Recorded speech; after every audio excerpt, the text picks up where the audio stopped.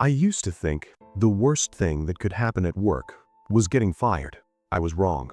The worst thing is watching someone systematically break you down and realizing they're enjoying it. And the day I finally snapped, I didn't scream. I didn't quit. I spent $25 and walked away. Made your stomach drop just seeing their name in your inbox? You're not alone. Stick with me. And if stories about justice, karma, and quiet revenge hit home for you, hit like, subscribe, and let's get into it. Is that this place didn't look toxic. It looked impressive. Glass walls, neutral colors, inspirational posters that said things like integrity and collaboration in sleek fonts. The kind of office that made your parents proud when you described it. The kind of job that made strangers nod approvingly when you mentioned the company name. I remember my first week vividly. The smell of new carpet and burnt coffee, the low hum of printers, the polite smiles from coworkers who looked tired in a way I couldn't yet name. I thought they were just busy, high performers, people with important lives. I was wrong. They were scared. At first, everything went my way. I worked hard, really hard. I stayed late without being asked. I answered emails faster than anyone else. I volunteered for projects no one wanted. And it paid off. I got noticed. My manager praised me in meetings. I got looped into high-visibility initiatives. People started coming to me with questions. My calendar filled up with meetings that had words like strategy and stakeholders in the title. And looming over it all was her, the department head. I'll call her Linda, because that feels appropriately sharp and uncomfortably familiar. Not charisma, presence, the kind that sucked the air out of a room when she entered. Conversations would die mid-sentence. People straightened in their chairs like soldiers who heard boots approaching. She smiled constantly, not warmly, not kindly. Her smile never reached her eyes. Her eyes were always watching. In meetings, she'd sit back, arms crossed, head tilted slightly, as if she were amused by everyone else's incompetence. And when she spoke, it was never to build, only to correct or undermine, or remind you, subtly or not, that she was smarter than you. Interesting approach, she'd say, eyebrows raised. Which everyone knew meant, this is stupid and you should feel stupid. The first time I saw her really go after someone, I felt physically ill. A junior analyst had made a small error in a report, a typo. One number off by a decimal point. Linda didn't just correct it. She projected the slide on the big screen and zoomed in. "Can you explain this?" she asked, voice sugary. The analyst stammered, apologized, tried to explain. Linda sighed, loudly. "This is why we triple-check our work," she said, looking around the room, not at him. "Because mistakes like this waste my time and everyone else's." The room was silent. No one defended him. No one met his eyes. After the meeting, I saw him in the bathroom staring at himself in the mirror like he didn't recognize the person looking back. That should have been my warning. But when you're winning, you tell yourself stories. You tell yourself, she's tough but fair. You tell yourself, as long as I perform, I'll be fine. You tell yourself, this isn't personal. It was always personal. Linda loved control. She pitted people against each other, subtly, expertly. She'd praise you in private, then criticize you in public. She'd tell you one thing, then tell someone else the opposite, and watch the confusion unfold like entertainment. She thrived on plausible deniability. "Oh, I never said that," she'd claim, eyes wide. "Maybe you misunderstood." And if you pushed back, culture rotted from the top down. Managers learned from her. Yelling became normal. Working late became expected. Weekends became optional in theory, mandatory in practice. Slack messages at 11:47 p.m., emails at 6 a.m. asking why something wasn't done yet. We laughed about it at first. Dark humor, survival humor. But laughter doesn't stop burnout. It just hides it. Slowly, the pressure started to change me. I stopped sleeping well. I woke up already exhausted. My chest felt tight constantly, like I was bracing for impact, even at home. Sunday nights became unbearable. That sinking feeling in my stomach started earlier and earlier each weekend. Then came the physical stuff. Weight gain, brain fog, the kind of exhaustion that doesn't go away with rest. I'd stare at my screen and reread the same email 10 times without absorbing it. I told myself I just needed a vacation. I never got one. Instead, Linda started circling. It was subtle at first.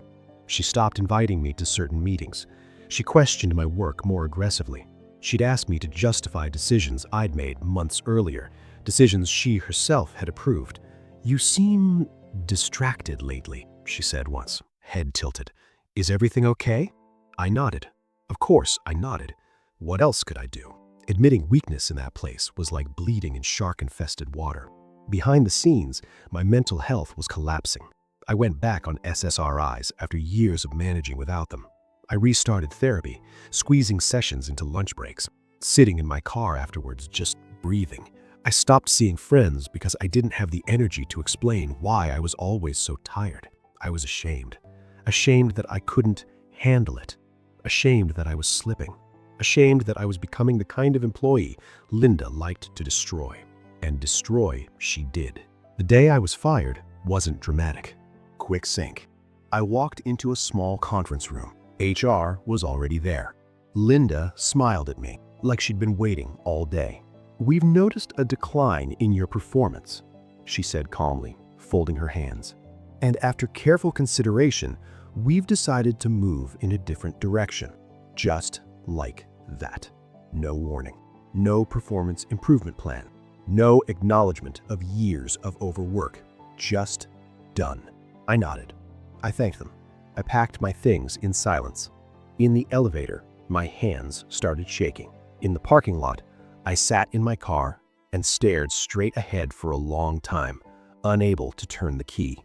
I felt hollowed out, angry, humiliated, relieved, terrified. Mostly angry, because she'd won. She'd broken me, discarded me, and moved on without consequence. Or so I thought. That night, I didn't sleep. I replayed every moment, every meeting, every insult disguised as feedback. Every time I'd swallowed my instincts and told myself to just try harder. And somewhere around 3 a.m., scrolling aimlessly on my phone, my anger shifted. It sharpened. I didn't want to scream. I didn't want to rant. I wanted balance. I wanted the universe to notice. And that's when I did something I never thought I would do. Something small, something ridiculous, something that would change everything. The days after I was fired blurred together in a way that only grief and shock can create. The kind where you wake up at 10:37 a.m. and have to remind yourself that you no longer have anywhere to be. The kind where your phone buzzes and your heart jumps, convinced just for a split second that it's your old Slack channel lighting up, that someone needs you, that you still matter there. Some time.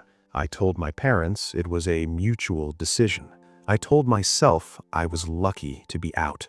And all of that was true. But truth doesn't cancel rage. Every morning, I'd wake up with this heavy, buzzing anger sitting in my chest. It wasn't explosive. It was corrosive. The kind that eats at you slowly, whispering questions you don't want answers to. Why her? Why does she get to keep her job? Why am I the one paying the price for her cruelty? I replayed conversations like crime scenes, searching for evidence I'd missed.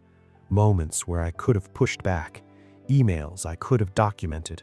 Warnings I should have taken seriously. I hated myself for staying as long as I did, but I hated Linda more.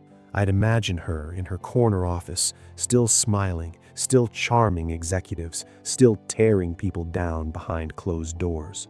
Some bright-eyed new hire, slowly being ground into dust the same way I was. And that thought made my stomach twist. Friends tried to comfort me. "You're better off," they said. "She was toxic anyway. Something better will come." I nodded and smiled and thanked them. Inside, I wanted consequences. I didn't want revenge in the movie sense. I didn't want to scream at her, or sabotage her files, or send anonymous emails. I wanted something quieter, something cosmic. Lean slightly back toward fairness. That's how I found myself, One sleepless night, Googling phrases I never thought I'd type. How to release anger spiritually. How to let go of workplace trauma. Does karma actually exist? And then, because the internet has no sense of irony, I stumbled onto Etsy. At first, I laughed. Actual laughter. A sharp bark that surprised me in my empty apartment. There were listings for everything. Protection spells, cord-cutting rituals, and manifestation jars. Tiny bottles filled with herbs and glitter, and handwritten labels promising peace, closure, and justice. I scrolled aimlessly, half mocking, half curious. Then I saw one. Career justice spell. Reveal the truth, return negative energy. I stared at it longer than I meant to. Specific. Almost unsettlingly so. It talked about toxic authority figures, about abuse of power, about intentions not to harm, but to expose, to let someone's own actions catch up with them. I scoffed out loud. This is ridiculous. I closed the tab.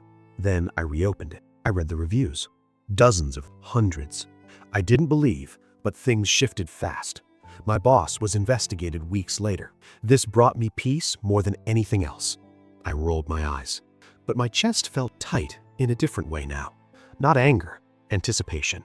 I told myself it was just symbolic, a ritual, a placebo, a way to externalize my rage instead of letting it rot inside me. $25 for emotional release felt cheaper than another therapy copay. So I clicked Add to Cart. My finger hovered over purchase longer than I'd like to admit. This felt childish, petty, embarrassing. The way she'd looked at me in that final meeting, the satisfaction in her eyes, and I clicked. The confirmation email landed in my inbox immediately. I felt lighter, which surprised me. A few hours later, the seller messaged me. They asked for my name, my former manager's first name, my intention. I stared at the blank reply box for a long time. What did I actually want? I didn't want her hurt. I didn't want her family touched. I didn't want illness or accidents or ruin. I wanted truth. Deliberately, I want her professional behavior to be seen clearly. I want the harm she causes to return to her career, not her body or personal life. I want balance. When I hit send, something in me settled. The ritual itself was simple, almost anticlimactic.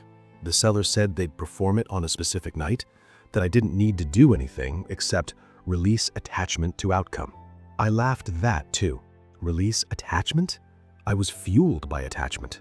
Still, when the night came, I lit a candle, not because they told me to, but because it felt right. I sat on my couch in the dim light and let myself feel everything I'd been suppressing. The humiliation, the exhaustion, the grief of losing who I was before that job hollowed me out. I cried harder than I had in months. Then I blew out the candle and I moved on. Or at least, I tried to. Weeks passed. I applied for jobs, got rejections, got ghosted, questioned my worth all over again. Slowly, painfully, I started to heal. Of my mind, filed away as a weird thing I did during a dark moment. Until one afternoon, my phone buzzed. It was a message from a former coworker, someone I trusted, someone who'd survived Linda longer than most. "Hey," they wrote. "Random question. Have you heard what's happening over here?" My stomach dropped. "No," I typed. "What's going on?" There was a pause. 3 dots appeared, disappeared, appeared again. Then the message came through. "Things are blowing up." My pulse quickened. "What do you mean?" Another pause. HR got involved. I sat up straighter. People are talking. Like, actually talking. My heart started pounding now, loud enough that I could hear it in my ears. "And Linda?" I typed. This time, the reply came fast. "She's not untouchable anymore." I stared at my screen, chills crawling up my arms. Somewhere in the back of my mind, a memory stirred. A listing on Etsy, a candle burning low, an intention whispered into the dark.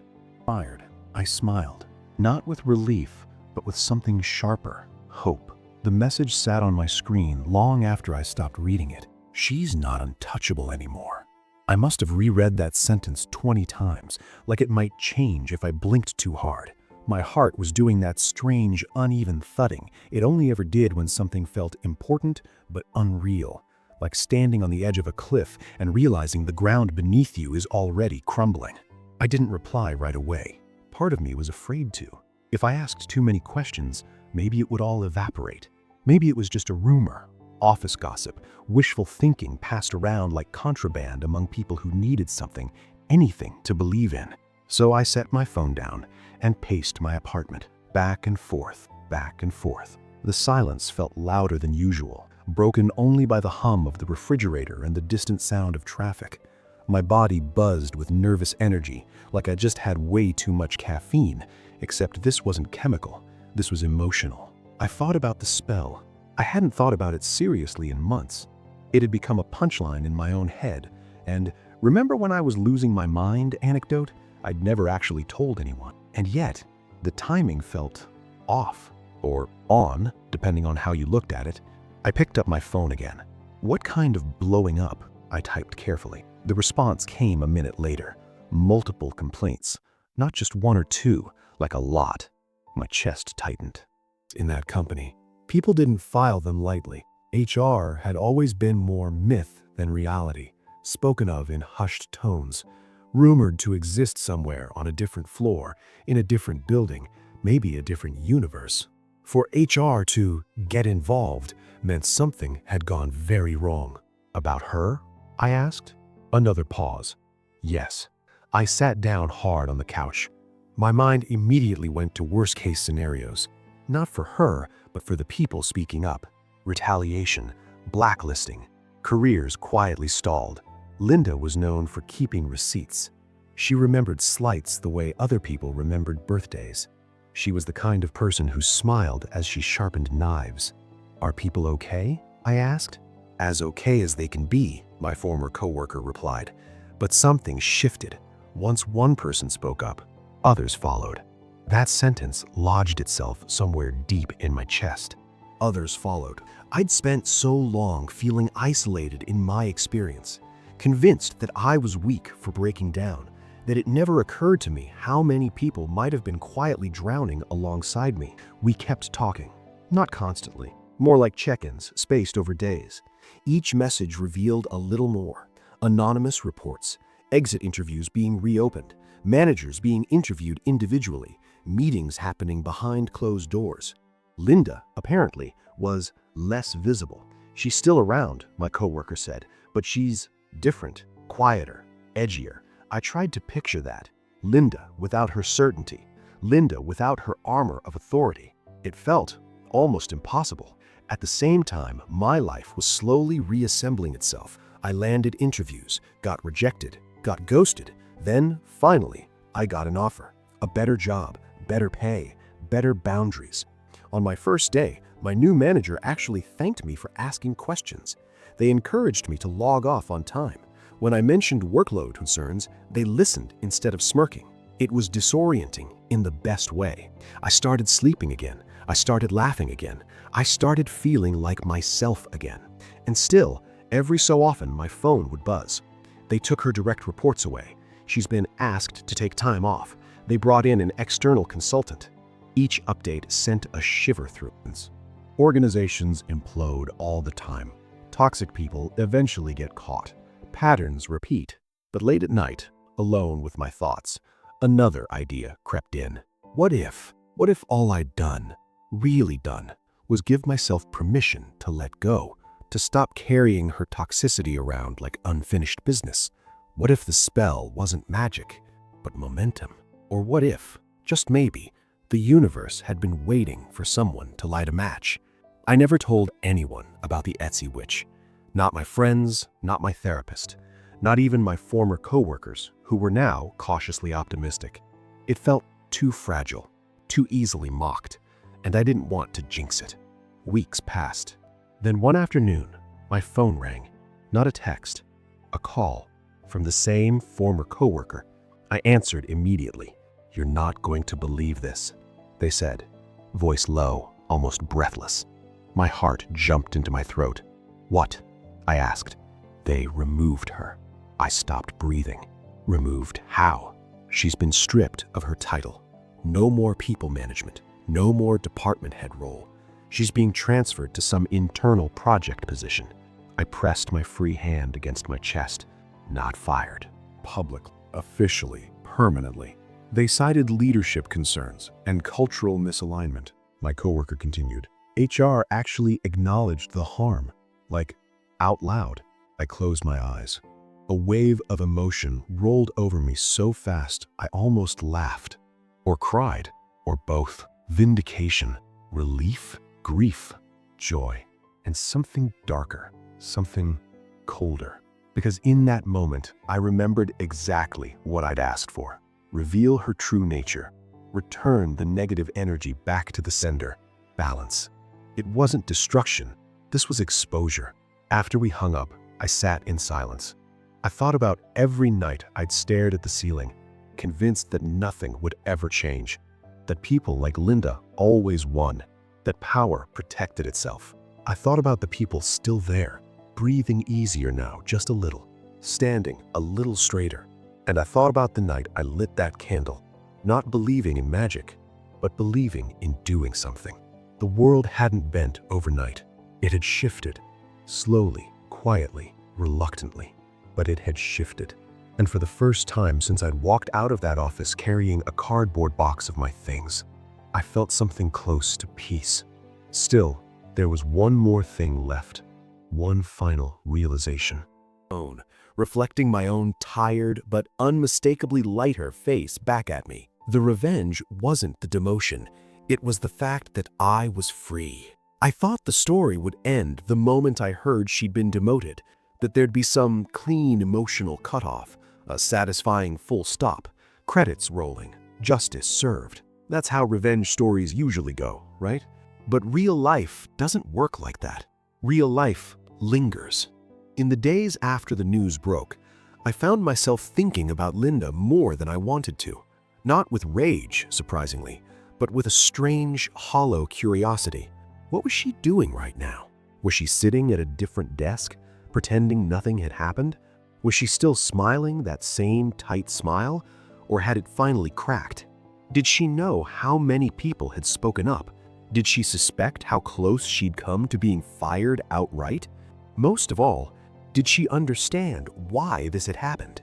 My former coworkers filled in the gaps slowly. Apparently, the reckoning hadn't been dramatic. No shouting matches, no viral email threads, no walk of shame with a cardboard box. Just meetings, endless meetings. One-on-ones where people were asked to speak candidly. Anonymous surveys that suddenly weren't so anonymous anymore. Leadership workshops that Linda was pointedly excluded from. Her power hadn't been ripped away, it had been drained, piece by piece. And that, I learned, was far worse for someone like her, told me during one of our calls. But she can't lash out. Everyone's watching now. That sentence stuck with me. Everyone's watching now. For years she'd operated in the shadows, just enough deniability, just enough polish. Now the lights were on. The walls were thinner. Every word she spoke was weighed. Every email reread. The very environment she'd cultivated, fear, silence, isolation, had turned against her. People were comparing notes. And once people start comparing notes, narcissists lose their favorite weapon, confusion. I wish I could say I felt triumphant every second of it. I didn't. What I felt was release. Like I'd been holding my breath for years without realizing it, and suddenly, finally, I could exhale. I stopped checking my phone obsessively, stopped imagining alternative outcomes, stopped rehearsing arguments in my head that I'd never get to deliver. The knot in my stomach loosened. My therapist noticed it before I did. "You're not carrying it anymore," she said one afternoon. Whatever it was. She was right. The anger that had once felt sharp enough to cut me from the inside had dulled. Not disappeared, but softened into something manageable. Something that no longer defined me. A few weeks later, I ran into someone else from the old team at a coffee shop. They looked lighter, the same way I felt. "She can't hurt people like she used to," they said, quietly, stirring their drink. That alone has changed everything. And suddenly, it hit me. This wasn't just about me. This wasn't just about my pain or my job or my need for validation. This was about a pattern being interrupted. One toxic person had been slowed down, exposed, neutralized just enough to stop the bleeding. As for the spell, I never followed up with the Etsy witch. Never left a review, never asked for confirmation. I didn't need to. Whether it was magic, timing, collective courage, or sheer inevitability didn't really matter anymore. What mattered was this. For the first time in my adult life, I learned that walking away didn't mean losing. It meant surviving long enough to see the truth come out. I used to believe that Linda were invincible, that power protected itself, that the cost of speaking up was always higher than the cost of staying silent. I don't believe that anymore. Sometimes justice is loud. Sometimes it's quiet. Sometimes it comes dressed as coincidence and timing and a $25 act of desperation. And sometimes revenge isn't about destruction at all. It's about exposure. It's about balance. It's about watching the universe slowly, reluctantly correct itself. I don't think about Linda much these days, but every now and then, when work is calm and my mind is clear, I remember the version of myself who sat alone in the dark, lighting a candle and asking the world to make things right. And I want to tell that version of me something. You weren't wrong, you weren't weak, and you weren't invisible. If you're listening to this and you're still trapped in a place that's breaking you, please hear me. You're not imagining it. You're not overreacting, and you're not alone. Abusive systems survive on silence, on people believing they're the only ones suffering. They're not. Karma, community, or sheer chance, what matters is that it can come. And sometimes the bravest thing you can do is step away and let the truth catch up on its own. If this story resonated with you, if you've ever dealt with a toxic boss or workplace, share your experience in the comments.